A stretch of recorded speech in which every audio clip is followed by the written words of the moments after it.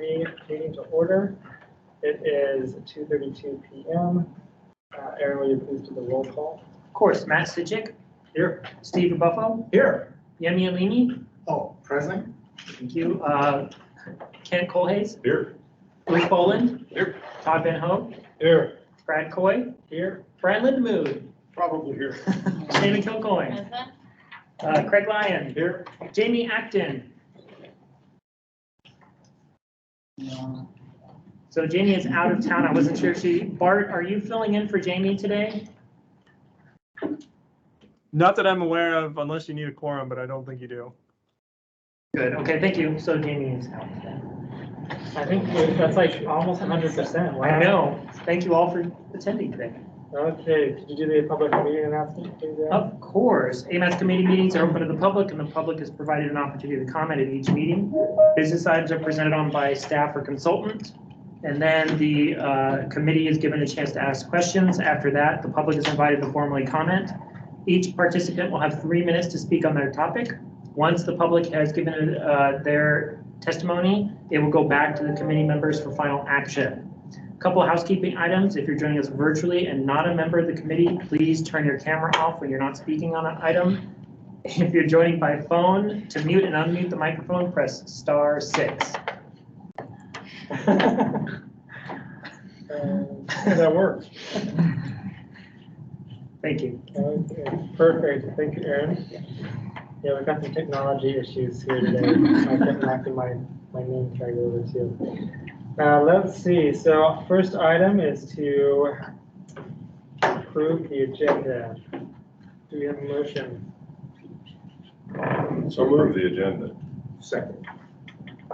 Okay, I heard so moved by Mr. Colhays, and seconded by Ruffo. Mr. Ruffo. Are there any changes? Are there any objections to approving the agenda? Okay, agenda is approved. Next, moving on to the minutes. Do we have a motion for approving the May 19, 2022 minutes? Move to approve. Second. Moved by Mr. Lindemood, seconded by Mr. Colhays. Do we have any changes?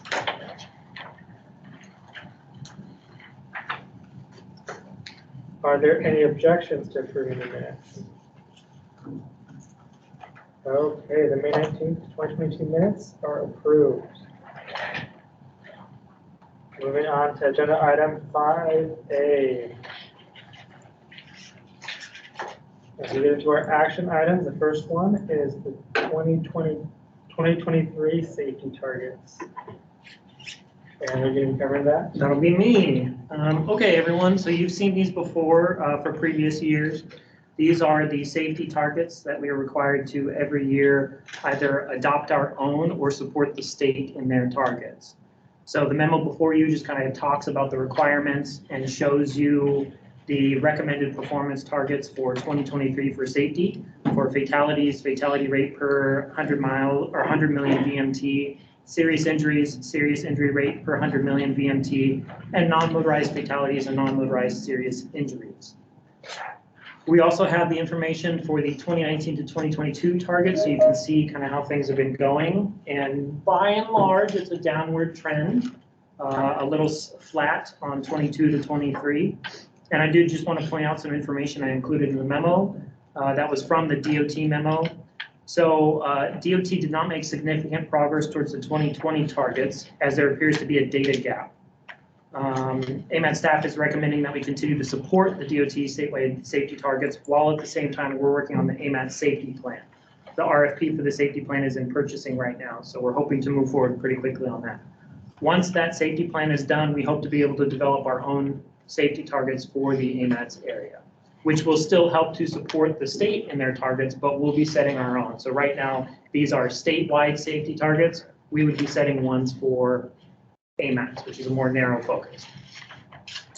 But there's a lot of work that goes into setting these safety targets, so we need to make sure we have the capacity to do that. So for now, staff is recommending that the TAC review and support, recommend to the policy committee supporting state DOT safety targets for 2023. Okay, thank you. Are there any questions or comments from the committee?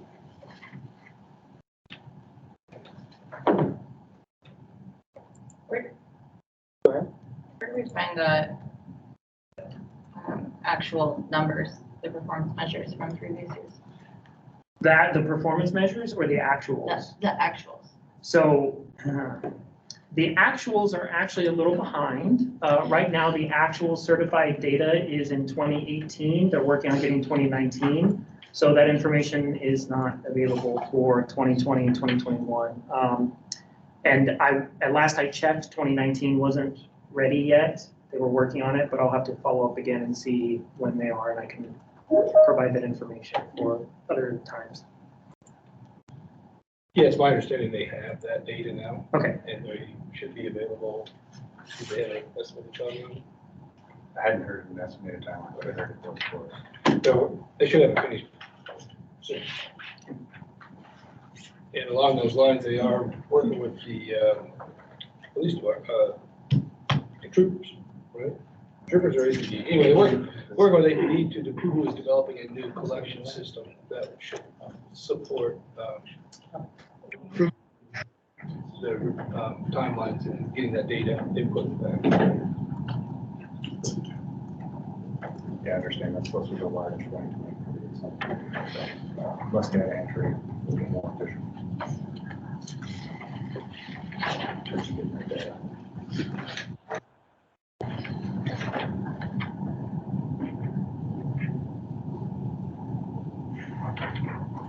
Is this approach of having targets only 4 years old? Is that why we have to 2019?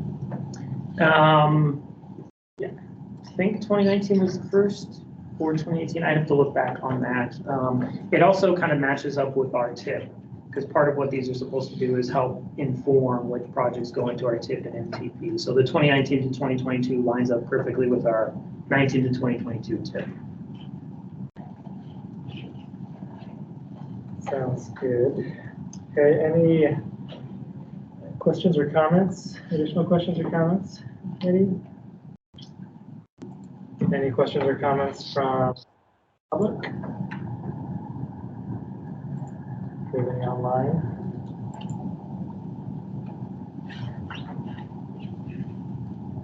Let's see online. What is the will of the, what is the will of the committee?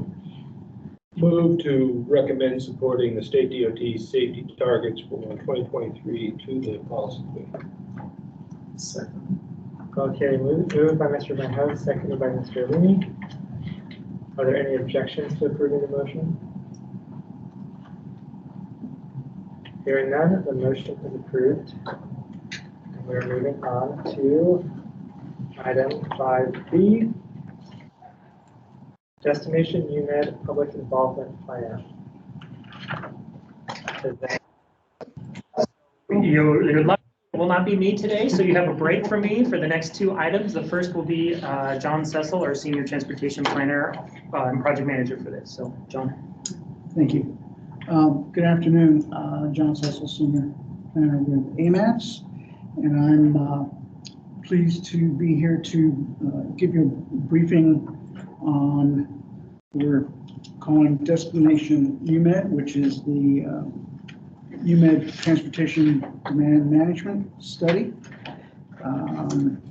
This study is an outgrowth of the 2016 UMed District Plan, which recommended that a TDM study be conducted to take proactive steps to improve access to the district, reduce vehicle trips, and mitigate traffic congestion. And so more about the specific project is located in the handy-dandy 2-page flyer that we provided you along with the memo and the copy of the Public Involvement Plan, or the PIP. And so ultimately, we are seeking your support, the committee's support of the PIP, and recommending approval to the policy committee. Before you do that, though, hopefully, Juan Lee from R&M should be on the line, and she's with R&M Consultants, and they were the sub-consultant that was responsible for putting the public improvement plan public involvement plan together. So is Juan available? Hi, John, I'm here. Okay, great. Go ahead, Juan. Awesome. I just turned my mic back on. Hi, everyone. So yeah, Juan Lee, R&M Consultants, like John said, we are the local firm helping Nelson Nygaard with the UMed, Destination UMed Travel Demand Management Study. And we led crafting of the public involvement plan, which is before you today. The public involvement plan is a key component of two things. It does two things. It helps with data collection, identifying issues, opportunities, stakeholders, as the management study will look at ways to help optimize the existing transportation network that's within the UMed district, as well as outside of the UMed district. The public involvement plan also lays out all the strategies for how we will engage with stakeholders, agencies, all the partners, as well as organizations and all the plans that are happening concurrently. There's facility master plans being updated for UAA, ANTHC. The campus is undergoing a master plan update as well. There's parking studies. There's all kinds of things happening. APU has their own development plans are happening. And this study is helping to coordinate and optimize everything that's happening all at once. The study is also looking at the edges or the areas outside of the UMed district that help to impact what is happening inside. So some of the key strategies we have laid out in the public involvement plan is we're going to do a travel survey, just trying to understand the employees, the students, people that go to UMed for whatever reason, sporting events, there's hospitals, medical uses, there's other services, there's banks, there's recreation is really key. We heard that quite a lot. We've been working with a university advisory committee made up of the 4 community councils that are within the area, as well as all the stakeholders from the institutions, medical offices that are represented within the district. So those are a couple strategies. We have a great website up, which has the fact sheet that is included in today's packet, as well as some of the key dates that are coming up for public engagement. We're planning on 3 different public workshops, 4 different university advisory committee meetings. We've got stakeholder interviews, and then the travel survey I mentioned. And there's the website. Thanks for bringing that up. Some of the things that have been done so far that are part of the public involvement plan, including a site visit and a tour. Nelson Nygaard was in town a couple weeks ago, just getting an assessment of the site and meeting with stakeholders. And I want to report back that they said for what we have here in Anchorage, we are doing excellent. We have really great facilities, including a trail network, our sidewalks along major arterials. The fact that we even have them is really good compared to other cities with similar development patterns and development histories like Anchorage. So I just wanted to give a plug because we always hear what's not being done or what isn't going well, but to them, having worked all over the country, being national and international experts in UMed districts, that is their assessment that so far we've got some really great infrastructure, and how do they help us identify future opportunities, optimize what we have, and create an even more livable community. Thank you. Great. Thank you, Juan. So are there questions from the committee that we can? Sure. Any questions? I just have a very basic question. So this plan ultimately will inform what specific projects that could be added to the TIF, or is it more broadly just a transportation development plan for the area? It will do both, but through the chair, it will do both. That's ultimately what we want to see a year from now. Will be an actionable plan that we can start to achieve the goals that are identified in the study. And a follow-up if I could. So the outcome, the goals, the objectives that come out of the plan could involve various funding sources. It could identify various funding sources, certainly, yeah. Thank you. Because it's, well, as you know, any projects here usually require a broad base of funding to get things done, so, yeah. So we'll have short range, medium, long-term goals. Thank you. Yeah, thank you. Okay, go ahead. Well, I had asked Aaron about why regional wasn't involved, and he explained that the policy committee put through the description on this to be the UMet district. So I just will ask, does it make sense to have regional involved, or is that, she explained that some of the outer edges are involved to some extent. Is that good? We feel, is this like, this is the district, this is the policy committee put forward, this is what we're doing? I'm not quite sure how to answer that, because originally when I wrote the RFP, it was much more expansive. And then I was informed that the policy committee wanted it to be what the boundaries are, as indicated in this flyer that you have here. So we have talked internally about regional, and so there's still an opportunity to talk with them and see if there's things that, data that they may have that could further inform what we're doing. But, So maybe it can be a casual relationship. yeah. Looks good. I mean, Aaron, do you have anything to add to that, or? Yeah, the tip description limited this really to the UMed district. So we kind of adhered to that, and we already had the RFP out and then consult online. So it's hard to make last minute adjustments to that when we have limited funding. But I want people to understand, we are accounting for things that are outside of the district by including them in the study and their impacts on the district itself. And whatever we come out with for the UMed area can also be applied to other areas.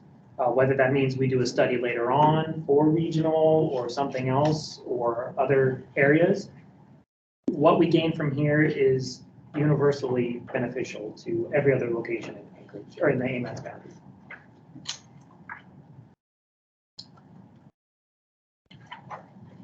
Other questions or comments from the committee? One question that I have is the municipal and the state partners that are affected. What opportunities will there be besides, like, say, this meeting? Will there be for, say, the traffic department or others to be able to be part of the decision or discussion process? Certainly. Yeah. So the state is represented on the project management team, on transit, ourselves, and long-range planning. And then the outreach that we're doing will certainly include DOT as well as your department, because and we've contacted your department because of the traffic data that we're in. The first stage right now is collecting data. And so we're going to rely heavily on the information that your department has available. And so there's certainly opportunities to, through staff-to-staff contacts, and then coming back to you in the future to keep you updated, briefed on the progress of where we're at and what we're finding. Yeah, as we do traffic impact analysis, I think one of the ones listed in here is a TIA that was coordinated with the department by one of the groups that's in this area.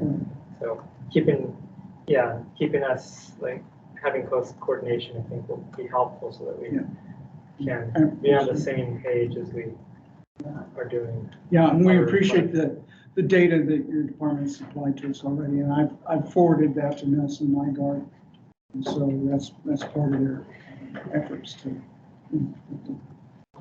inform the study.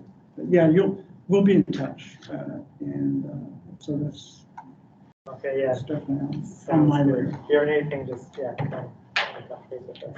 Appreciate it. Brett, I have one more question if I could. So the study area goes west or east rather to Baxter. that includes those subdivisions on the east and west side of OnBase that are just primarily residential. Do you envision, or maybe it's a question for Juan, do you envision that the study will look much at the residential areas, or is that included mainly for the traffic flow on the main collectors and arterials? Through the chair, so that it's included because those are, those neighborhoods are part of the University Area Community Council. And then the surrounding Russian Jack, is another one, Camel Park, and, what's the other one? There's 4. Those all have, whatever traffic impacts have, impact all of those neighborhoods immediately surrounding UMed district. So, and we are, they've been part of the, the presidents of those 4 community councils are members of the advisory committee, along with the other primary stakeholders within UMed, like Providence and ANTHC, universities.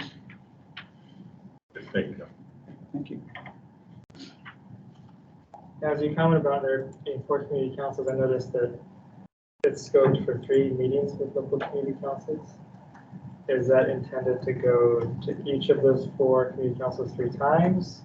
Or what is that envisioned to be with community council We're meetings? still trying to work that out because, we have our scope and trying to keep everything on track and on budget. But there will be efforts to work with all of those as needed, as requested. Obviously, right now,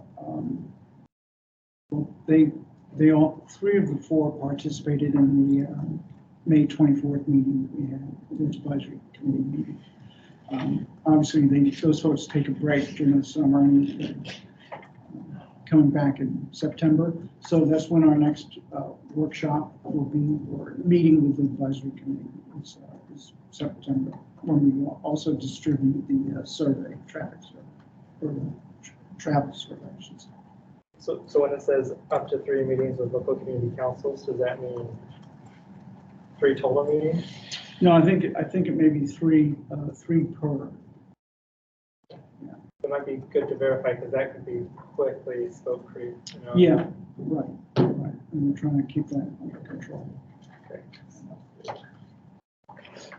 Any other questions or comments from the community? How about from the public? Go ahead. Wolfgang Young, DOT Central Region Director. With regard to the study, of course, we're all probably aware of the Northern UMid access history to a certain extent. We're going to do this TDM study, which will ideally identify a reallocation of transportation needs within that area and reallocate those into different systems, whether it's transit or bike paths or other pedestrian things. Nationally, DOT assesses that on the best of the best days, we can reallocate up to 10% of the traffic volumes to non-motorized activities. So that's on a good. The question is, as this project is on again, off again, whether it's in a state of Alaska geo bond or presented as a normal TIP project, will the study take into account if we are able to realize 10% reallocation of traffic demands to non-motorized type of methodologies? Will there be an assessment of whether or not there's still a need for motorized options like the Northern UMid access? In other words, this study will be used as a source document to justify or not justify pushing forward on future Northern UMid access options, extending out more out in the northern lights. And again, a 10% reallocation of transportation requirements may or may not demonstrate a future need for that project or not demonstrate a future need for the project. So the question is, will that TDM study make that assessment? So through the chair, the short answer is no. It will not make an assessment on the road, Northern Access Road. It obviously will take that into account, but that's a potential piece of infrastructure that could be implemented in the future. But what the study is trying to get to is your point about the 10%. reallocation and how that might be affected either through, various strategies, policies, and other things, and as well as infrastructure like parking structures, things like that. So that it will look at, but it's not going to be, the purpose is not to make an assessment of for or the lack of the road, but it does acknowledge it, which the district plan did as well. Okay, other questions, comments? Looks like I don't see any online either. Okay, what is the will of the committee?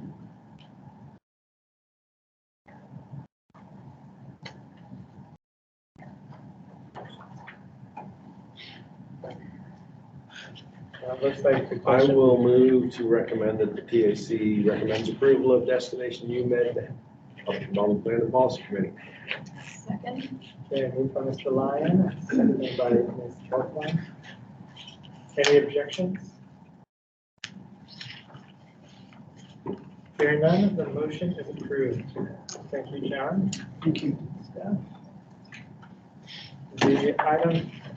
Next item on our agenda is the BPAC appointment, item 5C. I'm assuming that's probably Joni. Yes, once again, this will be Joni. Joni, sorry, really quickly, can you let them know who this individual is replacing? It's not on the memo. Which appointment? Thank you. Sorry, no problem. Yeah, so this is Jessie Dory. She's with Department of Human Health and Human Services, and she'll be replacing Carol Fink's long-standing position. Carol's been on the PAC since it was formed over 10 years ago, and so she's stepping down, and Jessie will be for hopefully in her stead. And Jessie works for the Department of Health and Human Resources and was recommended by Carol to replace her on it. Should we give to Joni to explain anything more, or is that? Well, that Yeah, pretty much sums it up. I mean, yes. Do you have questions? Yeah. Sounds good. Any questions or comments from the committee? The only comment I have is that Carol Fink was a spectacular member of the committee, chaired it for a while. She has an amazing skill set that really helped the committee. And if you look at Jessie Doherty's resume, you can see the strength there that will really fill out this committee so very well. I don't know her at all, but I think this is a great addition. I'm fortunate, especially losing someone like Carol and her background and knowledge. This is a great save. So, Yes, I concur. Her resume is spectacular, and if she's anywhere near as good as a resume, I think she'll be a great addition to the group. So. Sounds great. Is she online, or usually if they're here, I give them a chance to say a few words, but I don't believe she is. Okay, I'll have to follow up with her afterward. Any other questions or comments from the committee? How about any questions or comments from the public?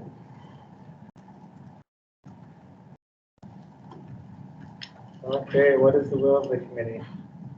I move the TAC recommend Jessie Doherty's appointment to the policy committee. Second.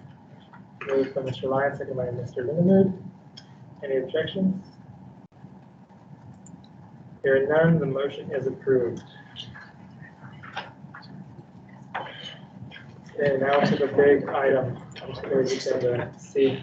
I like that you put this one forth, so we get through all of the others and not have the chance of this. It's not his first rodeo. As we learned from the last TAC meeting, the quick items need to go first. Yeah, so that was a good call, good choice. So now we're moving on to item 5D. The 2050 MTP performance measures comment response summary review. I'm assuming that one is yours, Aaron. This will be mine. So this is the performance measures and criteria for the 2050 MTP. So we put this out for a 30-day public comment period, March 1st to the 31st. We received 199 comments from 12 individuals or entities. And then based on those, comments we received, we are recommending changes that you can see outlined in both the comment response summary and the documents themselves. We provided the documents with the red line or the red changes in red so you can kind of see what they are. So what we'll use these performance measures will help guide which projects are added to the MTP, and the criteria is kind of the way that we do that. We have the criteria, as you know, is used to help score and rank projects that are nominated to the 2050 MTP. Just as a heads up, so far we have received 158 nominations in just a few weeks, and then we have 130 plus nominations carried forward from the TIP nominated period. So we have quite a lot of nominations already, and we still have about a month left of our nomination period. So staff will have an enormous amount of work to do to get all those ready to score and rank by the scoring team.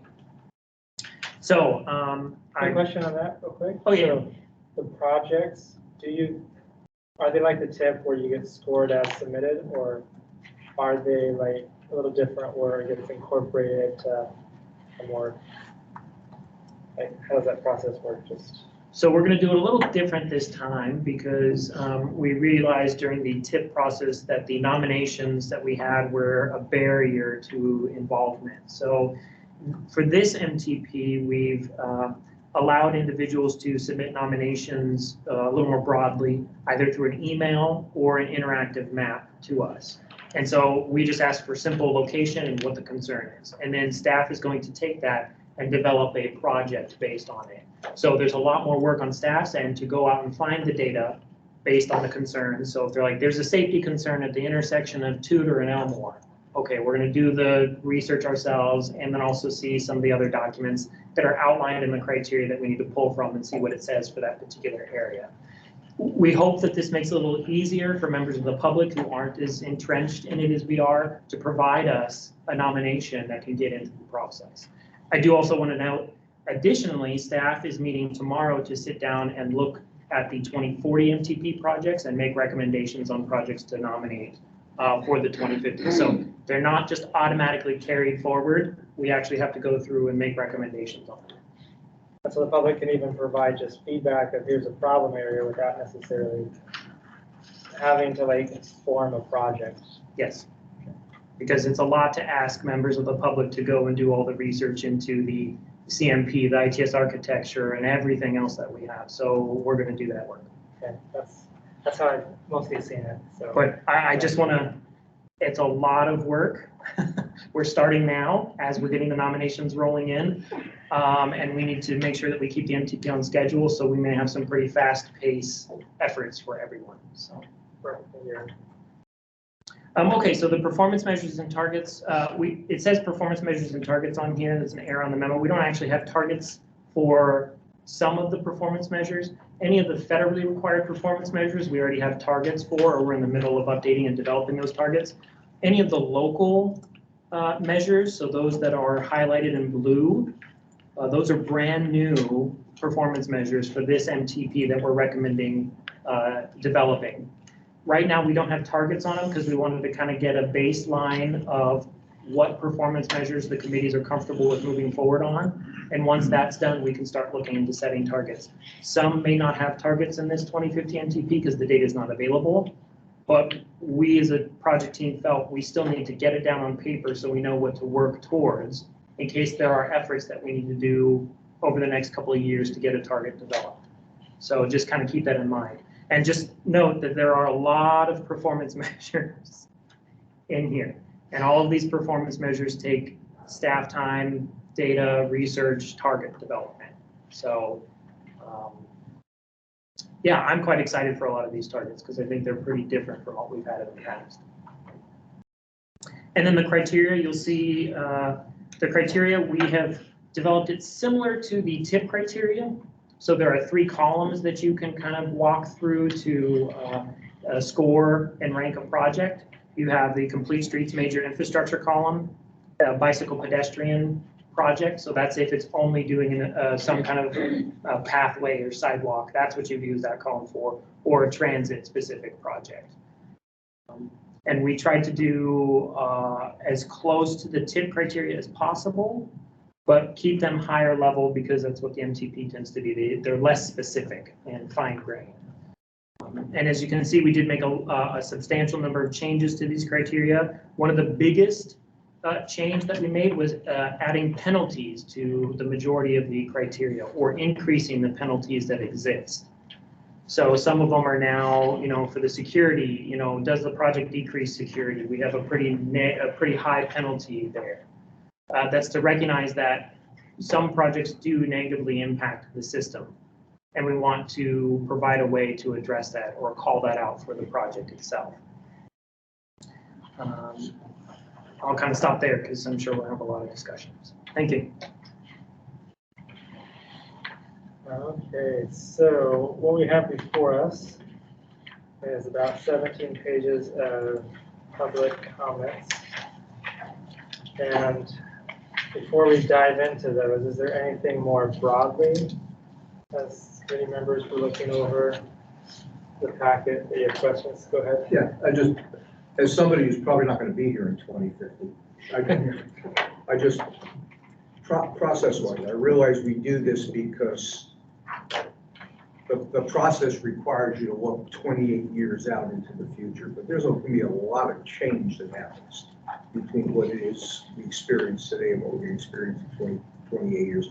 How locked in to the specifics on this do you get making the decision in 2022 about what you're going to do in 2030?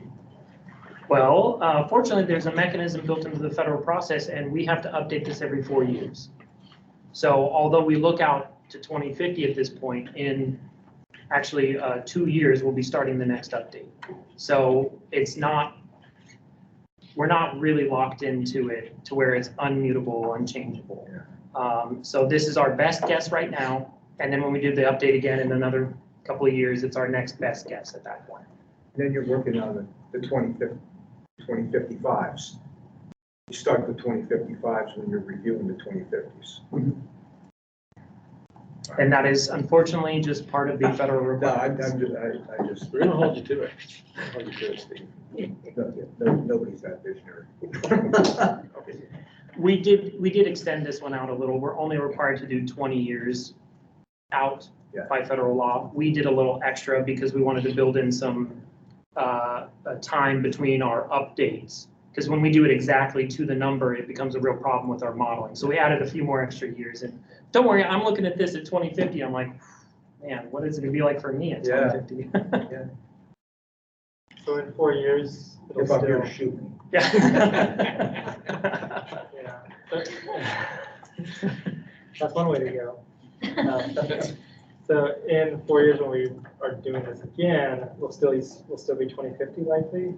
We'll have to kind of discuss that. I think it's technically actually not 4 years. It's 4 years from the date that you receive approval of the air quality conformity determination, which in this case is August of 2024. So you have 4 years from that date to update it again. Basically, we need to start the next update in 2023-ish to start getting the RFP in place and the contract on board to make sure we get it. We're thinking about doing an interim update, which is a much smaller 2-year process versus the 4-year that we traditionally do, to give us a little bit of breathing room. Because, to make small changes or to refresh the financial without having to redo the whole model like we do every few years, so. Yeah, all that to say, we do look ahead. We try to have the best vision of where things will be so that as decisions are being made on these large projects, we're going the right direction and it's consistent with the future that we're trying to envision. So that is a good way to think about it, just as a framework as we dive into this. Other big picture comments? Okay, so I really liked how we addressed the comment response last time, where we went through kind of page by page and more, I guess, person by person, given that we have like 12 different commenters. And so if there's not other suggestions, or I'm open to feedback on adjusting that slightly if you'd like.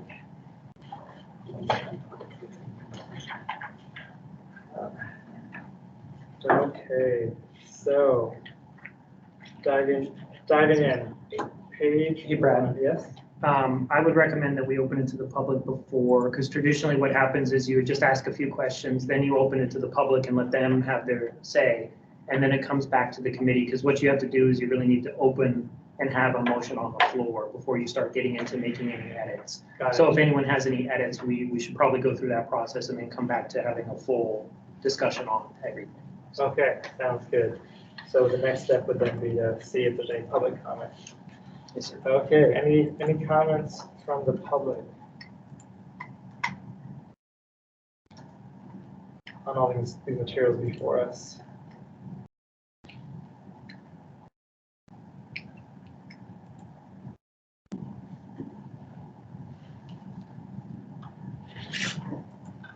Okay, so There's somebody who raised their hand.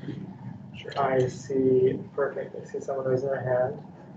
So this is the public's time to give their 3 minutes comments on what they have here, so we can consider this. Yes, sir. Okay, so someone does have their hand raised. I see it's Jess. What's the best way to go about this? I see another hand raised. Cheryl. So, Yeah, you can just call their name out. okay, so that looks like it's probably Cheryl. CHRI, that seems reasonable. So go ahead, you have your 3 minutes, and Thank you. I wanted to give my 3 minutes to Nancy Pease, and hopefully she's the other person who's raised her hand. She's the one who's worked on this more than anyone else in towns, except staff. So It's 3 minutes a person. okay. I can't exceed I'm time. I'm sorry, Cheryl, we don't have in our processes seating time. if she could please speak before me because she's more informed, and then I'll see what else I can wrap up. We will do that. Okay, Nancy, you have your time starting once you begin.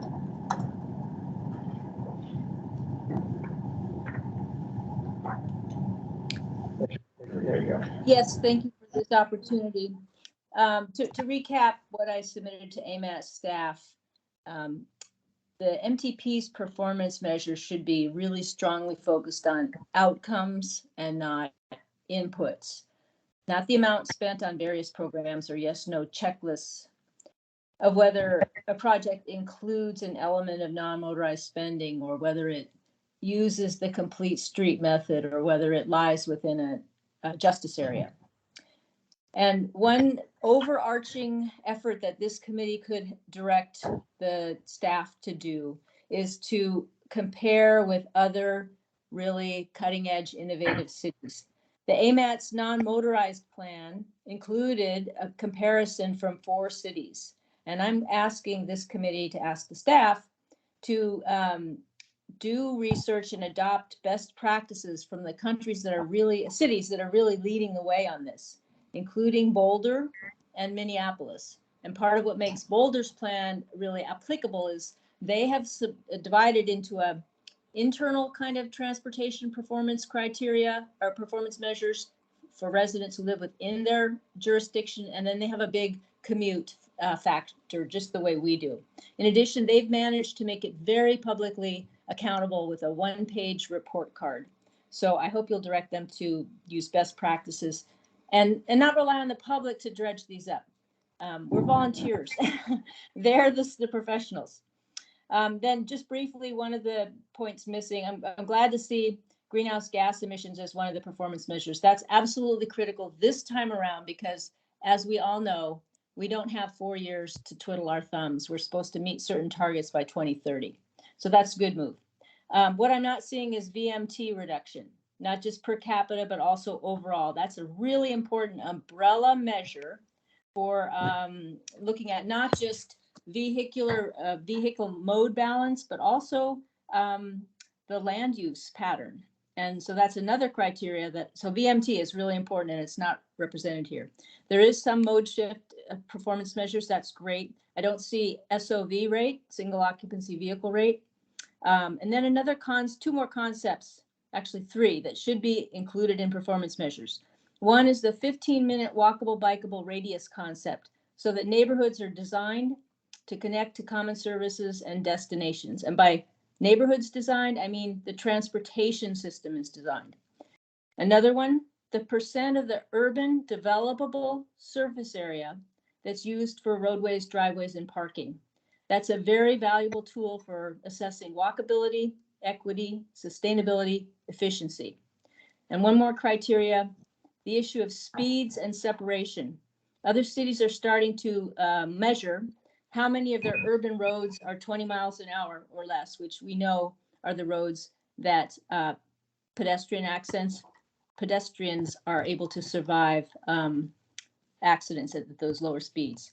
So these measures get at the heart of equity and efficiency. This is how Amats can demonstrate the wisdom and the effectiveness of its spending and its policies. So Okay. again, there are a few key missing performance measures. Thank you. Yeah, thank you, Nancy. I appreciate your comments. Okay, Cheryl, would you like to add a few comments or?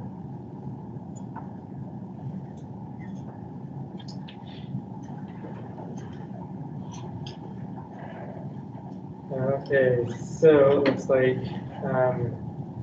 you want to confirm, Cheryl, whether you would still like to go, or was Nancy able to cover all the items? It seems as if, I muted myself somehow, or maybe the machine did. I would love to hear what you folks have to say to Nancy about her comments. I would just follow up. It's hard to know where to begin. The first thing that caught my eye was I'm very concerned if we start modeling this MTP process and even language on the TIP, because I believe the TIP still needs significant improvements and may receive some at the policy committee level. So I'm concerned about pass by letting the MTP process follow it. The other thing, I'm not sure I heard Nancy clearly state that, and this is her wording, that I noticed 5 different comment responses that dodged the issue of outcomes are to be measured, not processes. As number 165 was one of her lead comments in writing, and then it got buried at the end of the whole document, which really surprised me. So please look again at 165, 101, 121, 137, and 158. All of us are pleased that the greenhouse gas finally made it on the list. We would like to have some kind of projection as to how long that will take to do. We understanding that things often slip, but will that be done in time to include in our next round of measurements? And then finally, integrating land use and transportation planning, comments 106 and 1313 continues to misconstrue who is responsible for what. Today, Anchorage is not doing a good job on integrating.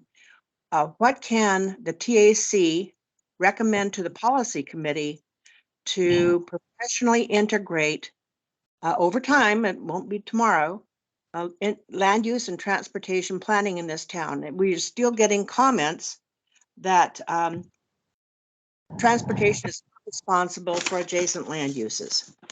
And certainly when you look at the AC couplet, it's very clear that there's a symbiotic relationship and we need to do a better job bringing them together. So thank you for my 3 minutes.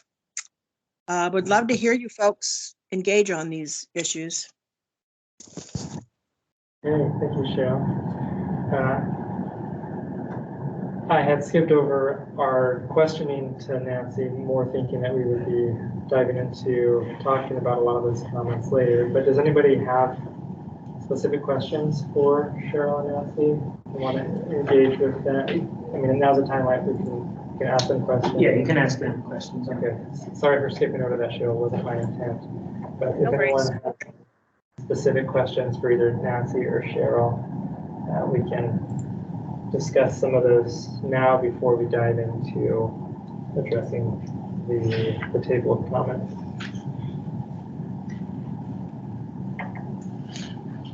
Question. Go ahead. Question, comment.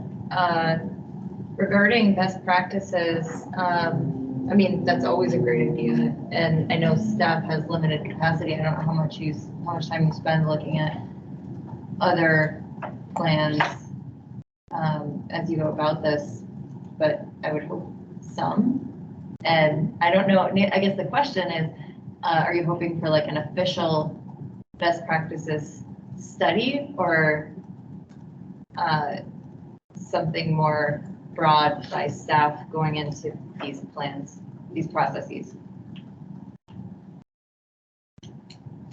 If you'd like me to answer that, would you like me to answer that? Go ahead. Yes. No, I'm not advocating. I mean, a study of best practices would be wonderful, but I wasn't advocating that. I'm just advocating the staff do its research on some of the cities that really have effective performance measures and give really clear accountability to the public. And here's an example. On comment 109, in which I asked the MTP to do 15-minute walkable neighborhoods. Cities such as Seattle and Minneapolis, they measure which neighborhoods have 15-minute walkability. They actually measure it and are accountable for that. The response from staff was that the MTP already accounts for walkability by incorporating transit supportive development corridors, non-motorized priority corridors, and equity analysis. That's not the same. It's not measuring your effectiveness.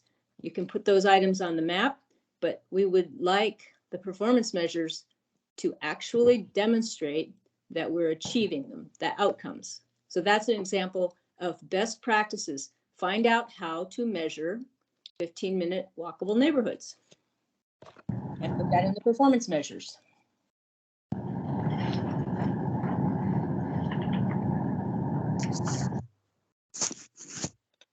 Thanks for the feedback. And then I wanted to add that Aaron and I have been talking about the greenhouse gas measures and specifically what comes next, especially considering we're wrapping up a greenhouse gas inventory for the city. So we hope to use that to, in the future, incorporate some sort of plan to take those inventories, which hopefully will be updated every 5 years, and develop a pathway to incorporate ways to reduce those emissions. So I know that in the future, at some point, based on limited staff capacity, and as you mentioned, we don't have time. There's no like silver bullet. I don't know how to make it faster. Yeah. So speaking to many of your comments, Nancy and Cheryl, one of the things that I rack my brain about is what my role is at the municipal traffic department versus what is within Amats's purview. And as I have been reading through all the comments that you've provided, I feel like they're very much in the direction of where I am wanting to go with what I'm doing outside of Amats. What we can do within Amats is focused on what Amats's roles and duties. And so while sometimes I can see the feeling that Amats staff is pushing off potential comments that maybe in my mind I look and I see that are more applicable to, say, city staff or state staff or some of us at this dais. I hope that there's things that we can do to implement, recognizing that Amats is taking that bigger broad brush. So that's kind of where I'm coming at with today. So I'd be happy to sit down with you afterwards and talk with you about implementation side, because I feel like what your main intent is wanting things to be different, which really is an implementation side as well. And so there's only so much that I think these plans can address. So that's kind of how I want to frame, I guess, where I see things are going today with how we're going to be addressing the comments. Do we have? This is Cheryl. If I could just. Go ahead. I'm sorry to interrupt. I thank you very much for that response. One issue that we didn't raise today is the need for 3C planning at Amats. Right now, the reply is that the state has full control over what happens in their own right of way. Amats has no say. But in fact, I've been informed that that's not correct. And we should be negotiating more strongly with ADOT. So that would be one thing perhaps the traffic department could help out with. And of course, the department. Carol, I'm gonna stop you just for a second. Let's, if we could talk about this offline, that would be great. I'd be more than happy to talk with you about each of these items. I don't want to get off track right now because we got a lot of, I want to be able to get through all the comments that have been presented to us. But so thanks for letting me interrupt, but I will love to talk with you offline about those things. Will do. Okay, let's dive into the comment response table. Be able to talk through these. Page 1 has comments from Bicycle Pedestrian Advisory Committee and from me. I think mine, I don't feel I need to bring up any. I feel like we're addressed pretty well, or the responses I think are addressed. But other questions or thoughts from the committee on page 1? Any comments from Bicycle Pedestrian and from me?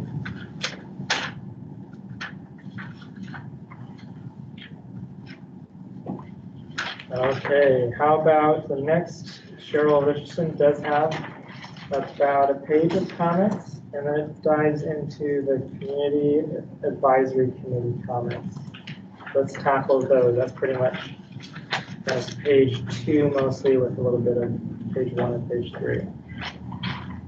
Any discussion that committee wants to have on those comments?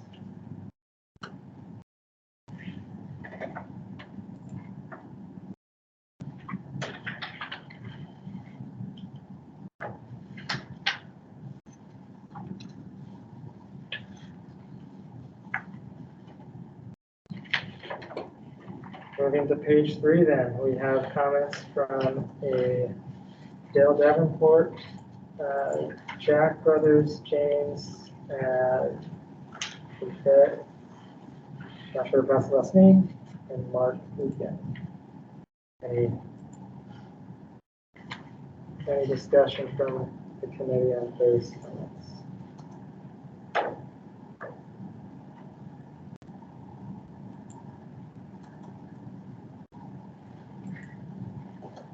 Okay, diving into then, Nancy Peace has comments that span starting on page 3 through page 11.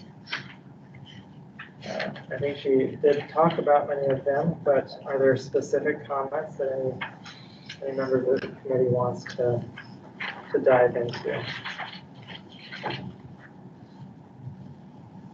I'll just comment that there were a couple in here that I liked the staff recommendation based on these comments. Like 49, 51, and 52. I thought those were good edits.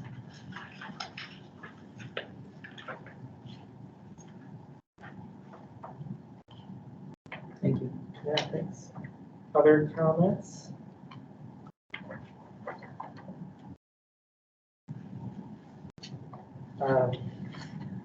A few that I was going to comment on is it looks like in comment 45 that staff recommends adding toward the MOA and DOT traffic engineers, and agree.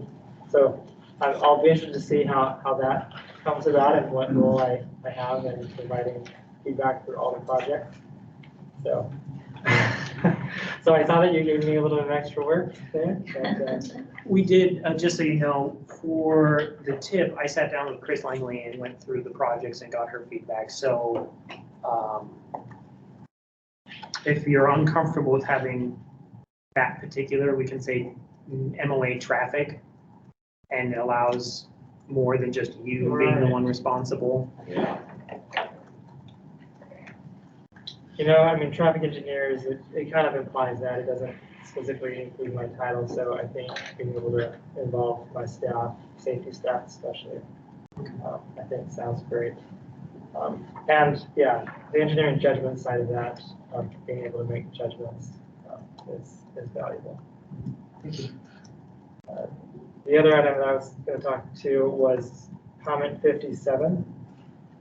The question of accessibility, and I just want to highlight that what I'm reading in this comment, which is also how I view the word accessibility, it sometimes is confused with access or interpreted differently. I guess it could have lots of different interpretations. So some of this on the accessibility I view as, the purpose of transportation isn't just to be in motion, right? It's to get somewhere. And so accessibility is measuring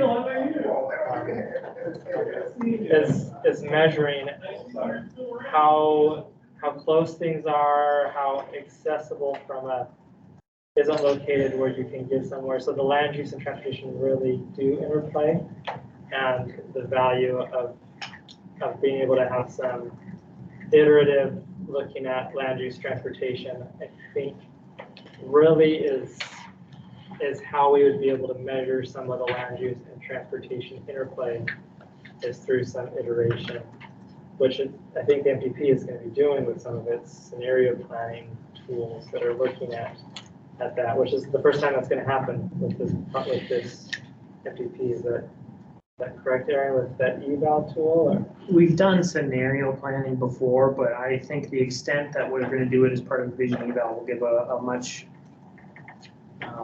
more robust approach than maybe what's been done in the past, and more actually strategic planning modeling versus just transportation modeling. That's very engineer heavy. No offense. That's all right. I take no offense. So as I think about accessibility, that's kind of what I'm thinking about is the purpose. Are we making it so that people can get where they're trying to go versus just measuring, looking at a road and seeing how many cars pass by. And so I think as I'm looking at this, and one of the questions was about average trip length. I wasn't sure if that meant distance or if it meant time. And so from a distance standpoint, and maybe a little bit of both. So I think we're trying to get there, and I think the last updates to the criteria look at accessibility for the environmental populations. So anyway, I guess I'm seeing that we're making progress in that direction.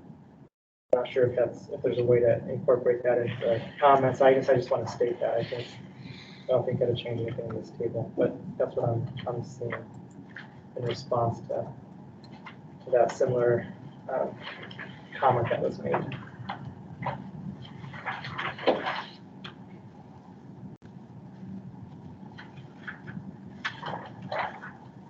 Well, I guess the one last thing that I'll say on Nancy's comments as I was reading through it is I view most all of the scoring criteria as a tool for decision makers to get as much information and then use to make their decisions. And so rather than playing the game, so to speak, of choosing weights, which I've been on the other side making weighting decisions, and that becomes really kind of problematic. I think without the weights, it's not that we're trying to say everything's equal, it's that we're just trying to provide information so the decision makers can look and see how things are looking, and it becomes a tool, we're not trying to make the tool replace the decision makers. So that's my perspective on that. Well, that one I kind of went back and forth on because it's a tool regarding weights. It's a tool to evaluate, but if you're trying to make this a tool to implement your priorities in the end, maybe weights are good, but I don't know. It was, curious that the public did weight things equally, and the tip also has equal weight. So I really didn't know what to think about that.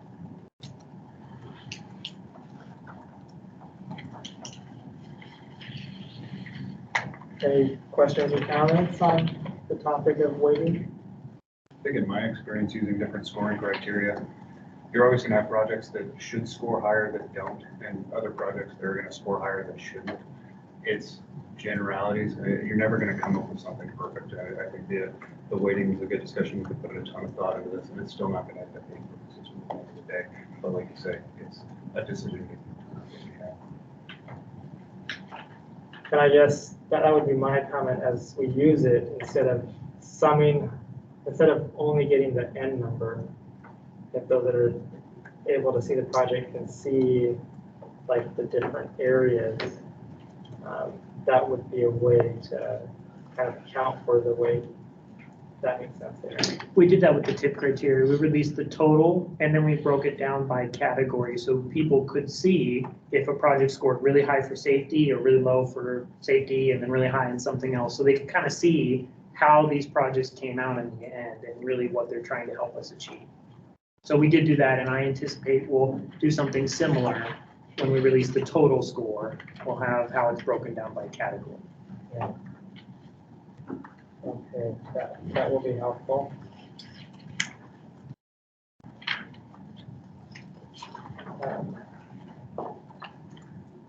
Kind of speaking to a few of the other of Nancy's comments, the outcome versus input based.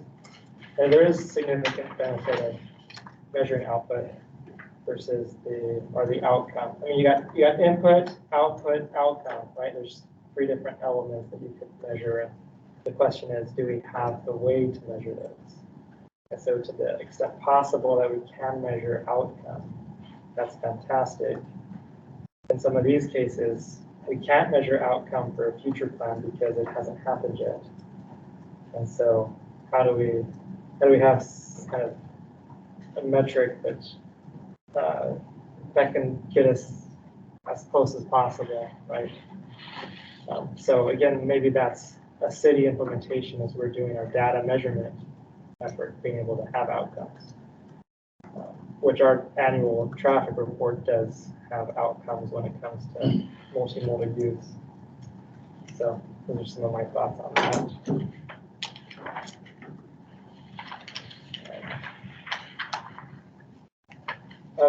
Other thoughts on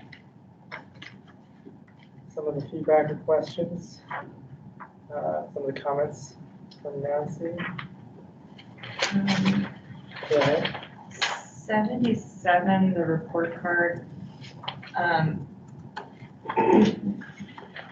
Like maybe that could be done through a different office at some point. It's a great idea. I just look at all the things that they have on their plate and the additional measures, performance measures that we've given. Yeah,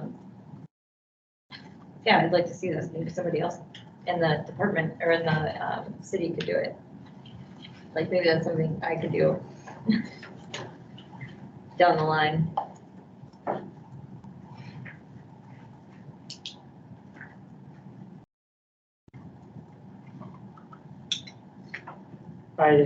Yeah, and even the traffic, that does sound like performance-based, like metrics, looking at how we're performing, which the city does do performance PDRs, we call them, where we look at how we're performing in certain metrics, making those more transparent or figuring out how to report on them.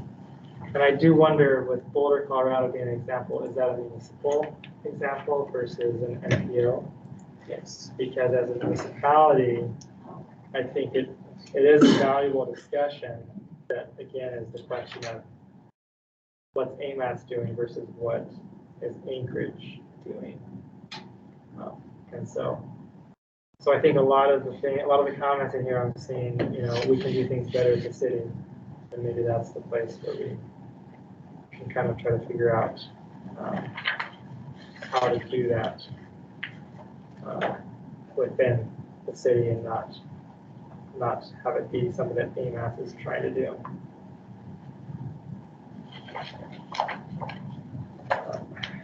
Okay, so what? Well, 78, I think that's an easy fix, making it more transparent and more accessible, and I think an easy fix, but a great thing to do. Yeah, I'll announce it early, but we are looking into some software to help us with integrating our comment response summary, our public input, all that kind of stuff into one tool and have our websites based on it and everything like that to make it a one-stop shop. It costs a lot of money, takes some time to get set up, but we're hoping that it can help us. So we are moving forward in that direction. So that would be this table that its output would be looking different. It would be. We're trying to do that. I mean, just recognize when people ask us to make this easier to respond, you also have to look at what's being given to us. And they're pretty lengthy, detailed comments that we want to make sure we don't miss, that we don't accidentally copy the wrong thing over. We need to copy it as is and have who it's from, and have our response as well as our recommendation. So there's a lot that goes into these comment response summaries to make sure that there's as much information available as possible. So we're trying to find how can we continue to keep all that information available and put it in an easier to read format. So Christina's working on that and she's helping to move us in that direction. So not easy.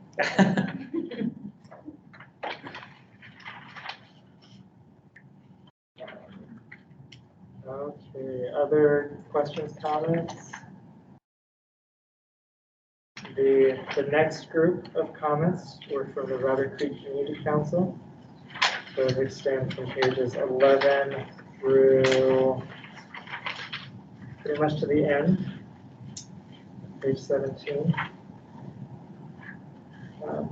As I was going through all of these today, that's where I wasn't quite able to get through all of these comments in my own personal reading. So I can't speak to them quite as much as I was hoping. I will take a look after this meeting and kind of become better informed on what they all are saying. But does anyone else have questions, comments, feedback?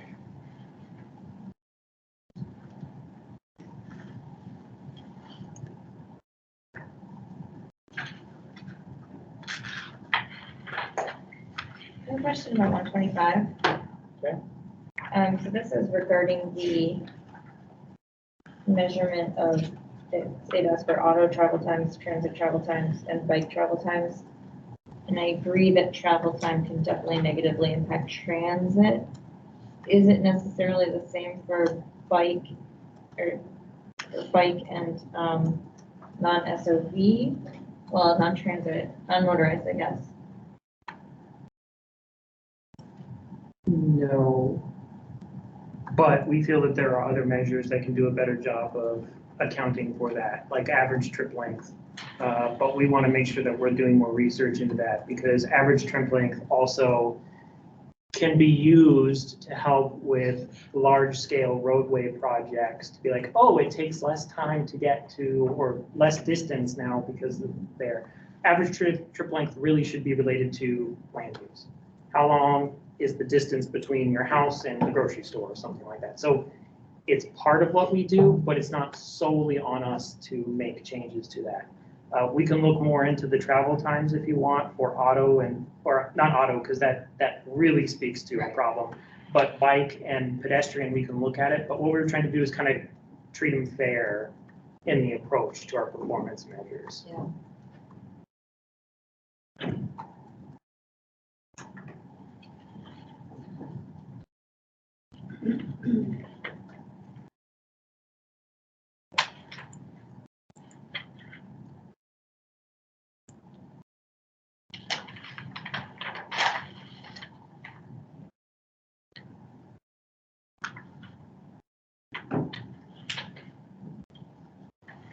Okay. Any other questions or comments, things to talk about? Anything that stand out to members of the committee?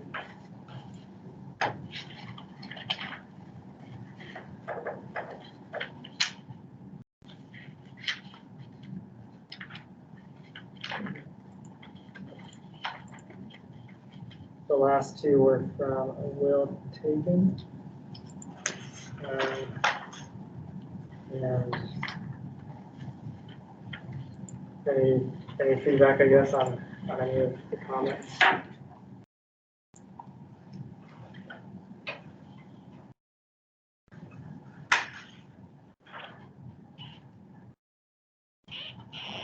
So I guess the one overarching feeling that I've had is reading through this is it is helpful to hear what interested and concerned members of the public are feeling and wanting.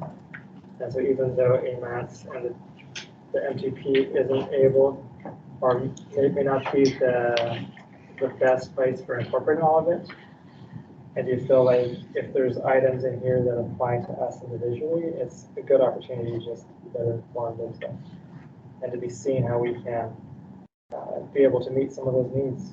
And so, so I hope just some of your comments, Nancy and Cheryl, you can sense from me at least that they are helpful, they are meaningful, and they will make a difference. Maybe just not in the MTP per se, but maybe on implementation, because that's where it really matters, which the MTP has a tool for. So it's one of many tools. So that's kind of my thoughts on it. And I'm interested in talking with you afterwards offline, so make sure you reach out. Okay. Given that we already had public comments, now is it the question of what's the will of the committee? Okay, what's the will of the committee?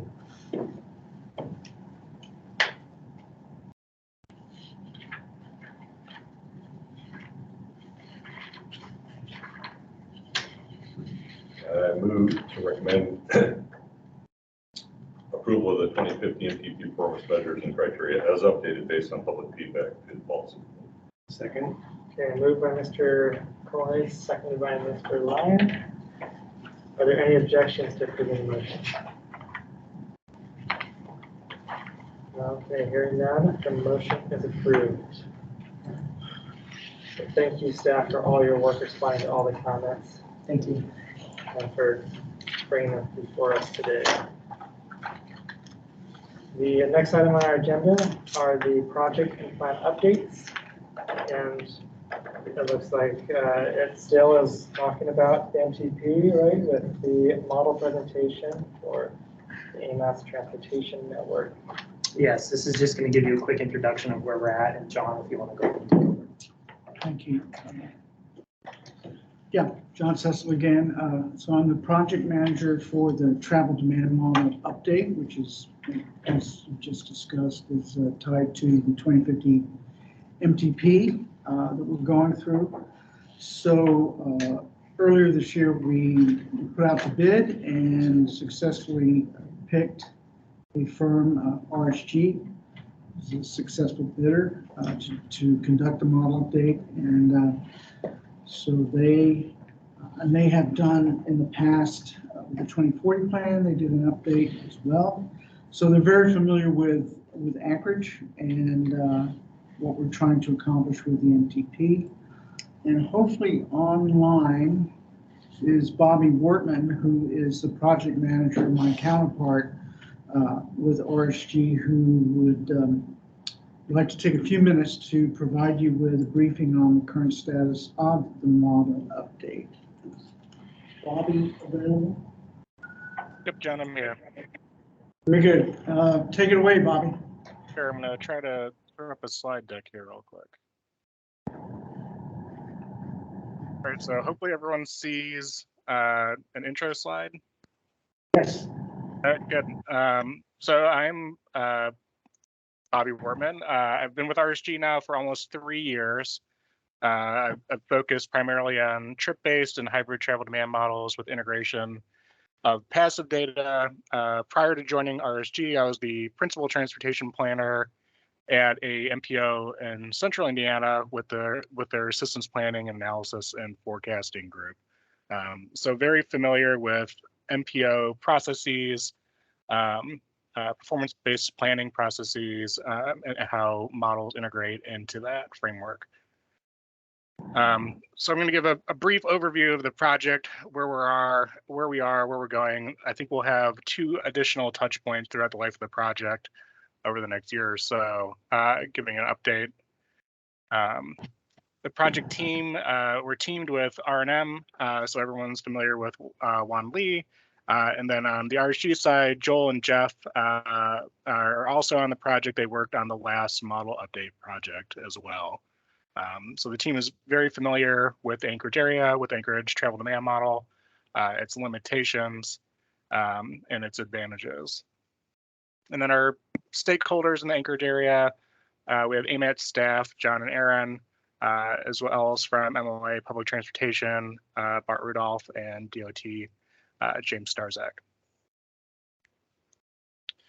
So some key highlights of the travel demand model update. We're going to update the socioeconomic data. So we're moving forward the base year to reflect essentially what will be what we'll call a 2020 base year. The pandemic has created some issues around how we do base year data.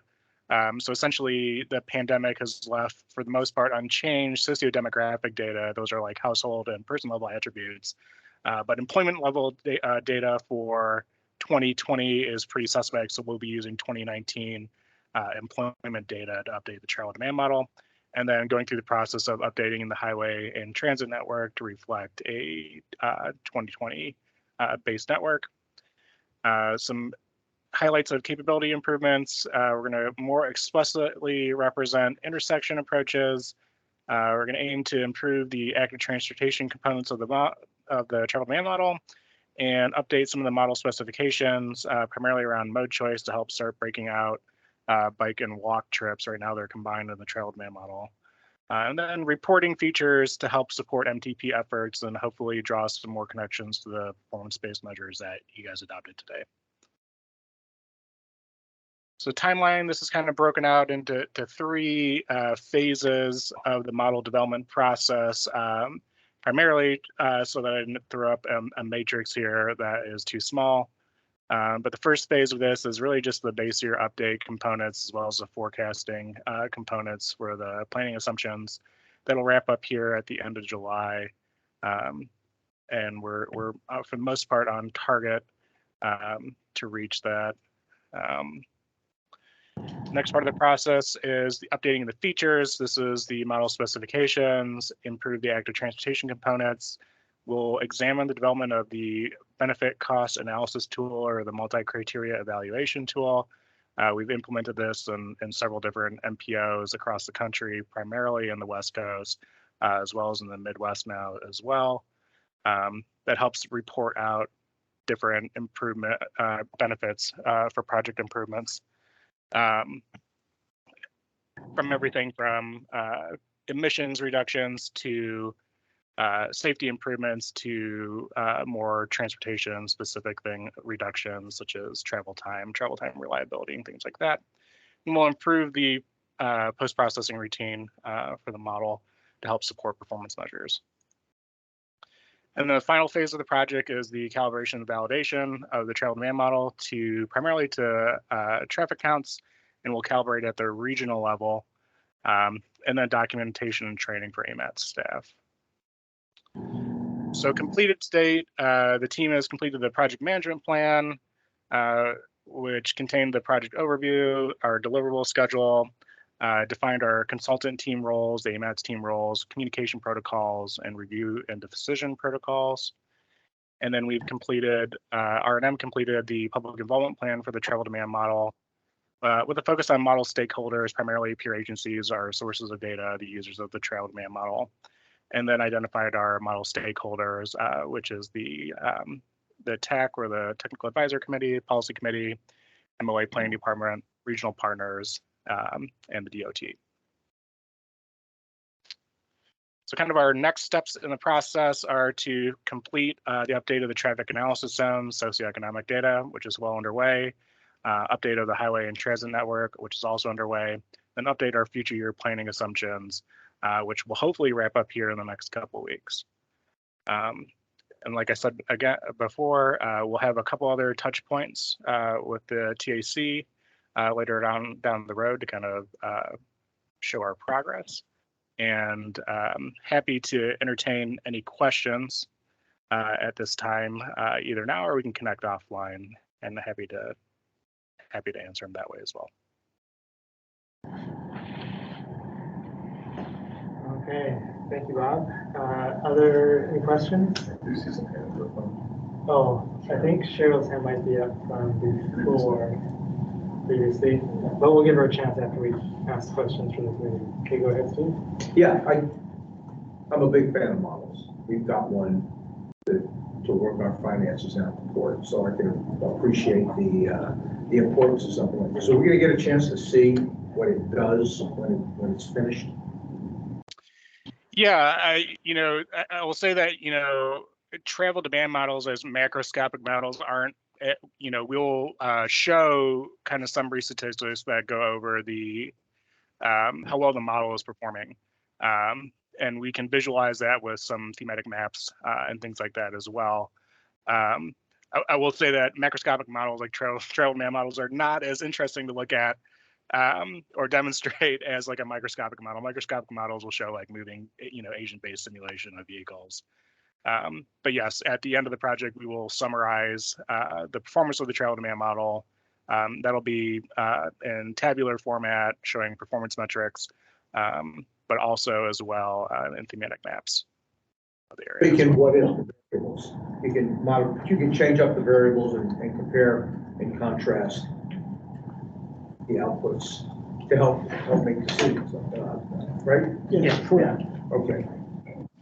Because we do a lot of speculating now, so. And I think in this situation, it would be, if you have these projects versus those projects, how would all the traffic move through there? So one question that I have regarding some of that is the ability to do select link or select zone runs. I know that in the experience that I've had looking at models, different areas of the country, that's an extremely helpful ability that it seemed as I was looking at our model in Anchorage, it wasn't able to do. Maybe I'm wrong. I would like to be corrected if we can do those. Or do you know if this new model will allow select link? And so for those that don't know what that means, it would mean like the port, if you select, hey, from the port, where is all the traffic going to and how does it go throughout the network? Or this street, if I select this street, where is everything coming to get to that street and where is it all then going to? That's like the select link. Versus the select zone would be like the port where they're coming from or going to in the model to get to or leave the port. And my recollection is that the Amats model did not have that functionality, and I'm curious about that. Yeah, so it's not explicitly scoped to do select link analysis or add the functionality. We have some flexibility, I think, in the scope to look at this. And one of the things that we can do is for the, we also are wrapping up the Stuart Glen PL project with DOT. And we did actually implement a select link tool. So there is a potential here that we can look at transferring that tool from work that was completed for ADOT to Amats. But we'll have to look at, what we're contracted to provide under scope and if that can be fit in or not. Perfect. And then the other question that I have is, when you talk about the stakeholders that you were reaching out to, do they include some of the consultants that are assisting, say, DOT or Amats or community on projects? Ones that are model users like Kittleson or probably an R&M, HDR that are using the model to assist the agencies? No, we haven't explicitly reached out to users of the travel demand model that are outside of DOT or Amats, and then obviously R&M is on the project team, so they're involved in the project, but not other consultant firms or model users specifically. Even though those consultants are working for the agencies, it would be great to. We do have, I'm sorry, Go ahead, John. cut you off, but we do have a process to provide that information upon request. They take whichever firm that does takes that data. they're responsible for. It's no longer AMAT's data at that point. It's for them to use. But we've done that in the past. With the 2040, there were several outfits or several agencies that requested that information, which we supplied to them. Yeah, I guess my request is more as things are getting updated. I know that those consultants who have experience with invaluable suggestions on some things that they are using, and if their processes can be improved, then they'll provide better projects in a more timely manner. And so it would be great to be able to know what things like this, like things run. Which having been on the consultant end, there were things that we struggled with the model that we did the best that we could, but have limitations. So anyway, we can end some of the consultant feedback. Juan has, I'll say really quickly before Juan, I just want to remind people, we have a limited budget and limited time. So I love the idea of reaching out, but I want to focus and make sure we get the model approved on time because we're running up against the clock here. So just as a reminder. And then Juan has her hand up. Okay. Go ahead, Juan. Aaron. Yeah, I just wanted to underscore what you said and just to address Brad's comment. I think it's a really good comment, Brad. What we did during the last model update in 2014, we had a regional travel, household travel survey that informed the model update. And at that time, that was a really big full model rebuild update for the Amats region, including the Matsu Borough. This go around, we don't have that same scope. We did have a model user scope, model users group scoped at that previous model updates. We worked with all the consulting firms, asked them how they use the model. A lot of them used it at the project level, and this Amats model is being specifically updated to inform the MTP, and that's a more regional context. So the model will be available once it's done and ready to give to consultants. And like Bobby said, they will be responsible for using the model and the data that they input for their purposes, typically at the project level. But yeah, I mean, it's a great idea. It's a schedule and a budget thing this time around, and a much smaller scope, much more refined and focused scope for the MTP. And I'll kind of lead off that a little bit because in general, the different agencies that I work for in terms of the users of regional travel and land models, they do tend to be more focused on the project level. There's an issue with that because the travel demand model is initially built to inform at the regional level, and it's calibrated at the regional level. So a consultant that's then taking the model and going to do a project-specific analysis using the travel demand model, there'd have to be a recalibration procedure that's done at that point. So if it's a corridor, right? If it's 5 miles, 10 miles of highway corridor, or an intersection improvement, at that point, the travel demand model, before it really should be used for that project, should be recalibrated for corridor or intersection level analysis. And at intersection levels, you'd have to go to microsimulation and using sub-area analysis. So there's limitations about where the travel demand model can be used on project level specific things and the steps that need to be taken to accurately represent those projects if using the travel demand model below the regional level. Yeah, sounds good. Thanks for the feedback and for answering some of my questions. I might follow up offline if I've got other thoughts rather than bringing them up right now. Other committee comments, questions? Anyone from the public who'd like to make a comment regarding the model? Or the model presentation, I should say. Okay, so thank you so much for your presentation. I really appreciate it. Thanks for being here. Looks like we're going to move on to the next item, which is the Amats website. And Christine Schutte will be walking through this as she has done all the work. So if you want to turn your attention to the screen or presentation there? Just really briefly, we kind of overhauled the Amats website based on some public comments. Real quick, Christina, are you going to put it on the Teams as well? Oh, because he shared his. Thank you.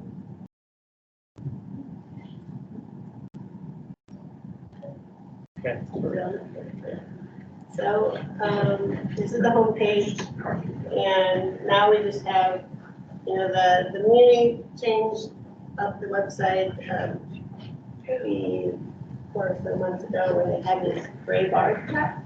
So we did, and you can put as many clickable icons there. We used to have a bunch of them up there, but now we have a bunch of icons down here. So the main page is pretty simple and clean, and then you can click on either icon down here just to go to a particular page of the Amats page. Particularly what is of note is that any upcoming events will be here on the right in this yellow box. They are linked to the meetings event page, so you'll also see them on the meetings main page. And then once the event is over, they will disappear. And that is why we have a July 11th event for the end of public comment and nominations for the 25th year. But you can click on that to see like this meeting, and it will take you to the meetings event page. But you can also go back to the home page. You click on meetings. It takes you to all of the committee meetings, and now provided a little bit more detail on these tables. There's a table for each of the 5 Amats committees. Under the agenda, there was always a clickable icon to see the agenda. And then all of the meeting materials for action items are linked, so you can open them by clicking on those links. But you can see the meeting time is now there.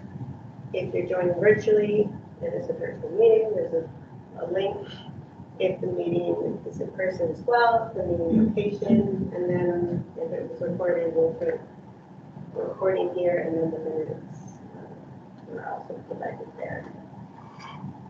So that is usually what people are looking for on our page, but anything that's, so our big 2 projects that have external websites are in bold down here, so you can get to the destination UMed and then the MTP project page. And then if you're joining, this is on every email that we send out, we provide these instructions, but as a reminder, it'll always be on our main page as well. Directions for joining the meeting virtually, how to access it on your phone, and then just a little guider if it's your first time joining a Teams meeting, what icons will help you raise your hand, and your video feed on and off, or your audio feed on and off. There was a comment made at the last policy committee meeting about Teams being a little less user friendly that were required to use Microsoft Teams. So that is the application that we use for events. So hoping that this is the first time joining with it. And then, so if you guys want to use it, or anybody listening to this meeting, feel free to send me personally feedback. If it's not working, if it's not intuitive, let us know and we'll keep refining it. Perfect. Thanks, Christine.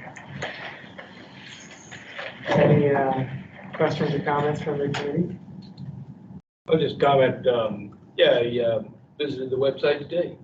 Was looking for some additional information for the meeting today, and it was very intuitive and very easy to find what I was looking for. So good job.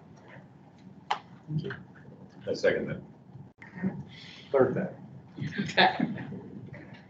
It reminds me of just how fast technology changes, and something that's like 2-3 years old is now, from a technology standpoint, kind of becoming outdated. So it is awesome to see a refresh. So thank you, Christine, for doing that. Okay, any questions or comments from the public? Go ahead, Mr. Baskey. Sean Baskey, head of highway design for DOT. So I see we've got links for projects, for the planning projects maybe that Amats is headed up, but how would the public find Amats funded projects, capital improvement projects?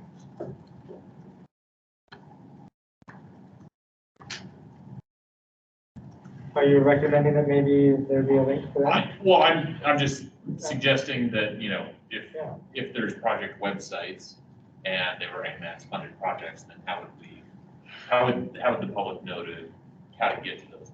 I'd say that the Department of Transportation has a whole website that makes it very difficult to find any of those projects. So relying on DOT to. So having a link to DOT's page might not be the best might not cut it solution. completely. But What's the question? Do you have thoughts, Aaron? Yeah, I mean, if it is like an external, or if it's a project, like a construction project, we can probably work on adding a section that's specifically for that, because we do have a planning project section, so we can add like a construction project or something. Well, I mean, else, yeah, whatever. design Yeah, projects. I'm just design. thinking like, I used to be the project manager for Spinard Road, right? There's certainly a project website for that, and it's a significant project for Amats to fund. And, you know, has a lot of interest from the public. Yeah, we can work on adding a page for that. Thank you. Yeah, that's great feedback. And I used it and it looked spectacular and is much more user friendly. DOT has a lot of things to learn about making better websites. Yeah. Thanks, Sean. Any other questions, comments from the public? Here's one from Nancy Pease, it looks like. Okay, go ahead, Nancy. Yes, thank you. I too was looking at the website today, and in many ways it's a lot easier, but I couldn't find the public response comment that I needed for today's meeting until right before the meeting, when I was told to look at the agenda that was emailed to me a week ago. And so it's just important to get the documents posted ahead of time for these meetings where people can find them on the website. So that would be good. And I did want to thank staff for the changes that have been proposed to the scoring criteria and the performance measures. And no one was able to attend from Rabbit Creek at today's meeting, but I know that they'll be pretty excited specifically with things like the scoring criteria now that there will be safety points at hazardous sites without a blood sacrifice, as well as the greenhouse gases. Those were things that the community council there was really important. So it's actually exciting. There's some exciting responsiveness. So thank you for that. Thank you, Nancy. I do want to just point out that we do post everything to our website a week in advance. So it wasn't just posted today, it was posted a week in advance, and that's why we send out the email reminder notice with the links to everything, So where, would the way to be to get there, would it be to go to the meeting agenda and then click on the links in the agenda? Is there a way, instead of having it there, having one more column that maybe has meeting materials that might be just one less user-friendly way to find some of the materials, maybe? Unless it was agenda, I don't know. Just some ideas you can think about. we can look at and see what we can do to help with some of those, to make it a little easier. Okay. Okay, moving on to general items. Any general information to share with the chat? Yes, I do have one quick thing. So we do have our senior planner position out for another 2 weeks. We did some interviews, but we reposted the position. So if you know of anyone who's interested in a senior planner position with Amats, let them know that the position is open right now for application. And we are posting it far and wide, nationwide. So you get to work in the happiest place on earth. Well, maybe second. Okay. So this is general. We can jump to committee if you're ready to provide some committee comments. Or do you have questions for general? I don't think I'm on committee. This committee. Yeah, this is. Subcommittees. Okay, do we have any other general comments? Okay, let's dive into the committee comments and go ahead. Sorry. That's no problem. I just remembered that this might be relevant to this group, but there's an electric vehicle infrastructure deployment plan that is being developed that has to be done by, I think, August 8th. And that is how we will deploy the roughly $50 million that we're going to receive for fast chargers for our highway corridor in the next 5 years. And so there's virtual and in-person information sessions coming up. And maybe I can send those to you. And we can send them out to the TAC and policy committee as Perfect, well. thank you. And probably There's 3 of them coming out. post them to the website, or is it open to the public? Yes. Okay, yeah, we can make those available that night. Okay, thank you. Other committee comments from the committee to share? Go ahead, Mr. Bowman. Yeah, I will also make a position vacancy announcement that we have down at the port. We're attempting to hire, it have been since March, a modernization program engineering manager, somebody who will be the port's direct interface with Jacobs Engineering for all things on the engineering side of the construction and planning and permitting and design for the modernization program. So it's open. It's open to the outside the Muni, inside the Muni, and I'm going to talk to Aaron about how you go nationwide. Because the last time I tried, I failed miserably. So if you got a way to do it, I'm going to pick your brain and take it from you. Okay. Yeah. But this is an important one for us because yours truly is filling a bill right now. So that means somebody's practicing engineering without a license, and that's probably not the right way to go. So we can certainly use the help. And it's the best place on earth to work. It's got the nicest views. It's got, yeah, and the office has pretty nice views. I think Mr. Lyon set that one up by Here for you. calling us off the second, so we left it open for you to slide in the first. Other committee comments?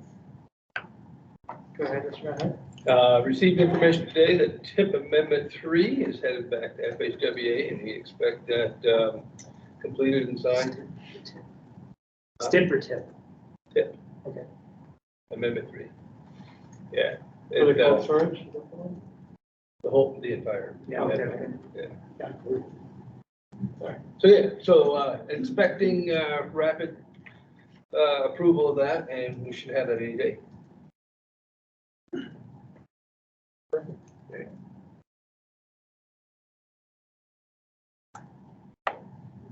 Okay. So I do just want to remind everyone that Cindy Heil, who is not here right now, her last meeting will be in July. And since she's not here, I can go ahead and talk about it. We are going to buy her some stuff. We're going to have a nice going away letter, like a little nice going away. So we'll have some cake or other things like that at the TAC meeting. So if you guys would be here to kind of give her a send off. She has been on the committees since 1992, and she's been working with Amats since before then. So it'll be very, as she's been kind of the mom of Amats over the years, it'll be very sad to see her go, but we of course will wish her the best because it's good for her to retire. So we're happy when people retire because lucky. So we're still working on getting all that finalized. So. Thank you, Aaron. That would be always nice to do. If you guys want to bring stuff, I'm bringing the gift that we got her. We got her like a little water bottle thing, like a hydro flask that I have, a smaller version, and we're going to have the Amats logo with some engraving on there. And then I'll get a letter and hopefully get the policy committee members to sign it, all the policy committee members to sign it to say thank you and talk about service and stuff like that. And then I'll bring cake, cookies, or whatever else. So if you guys want to bring anything, you're welcome to. This will be at our next. It'll be at the next TAC meeting, yes. So I'm just reading at the bottom of the agenda, it says these meetings are recorded, so hopefully she won't listen to the recording. Hopefully not. She had to know this was coming. Yeah. You can't serve 30 The years. gift, though, the gift, Yeah. the specific gift. Okay, any other additional committee comments? Any final public comments? I would suggest Go ahead. that Sean Baskey, I would suggest that every policy committee member that has ever served on the policy committee since she originally started should sign. I don't think I could do that. I know. That would be amazing. She's coached them all. I know. I'm like, I only have a month, so.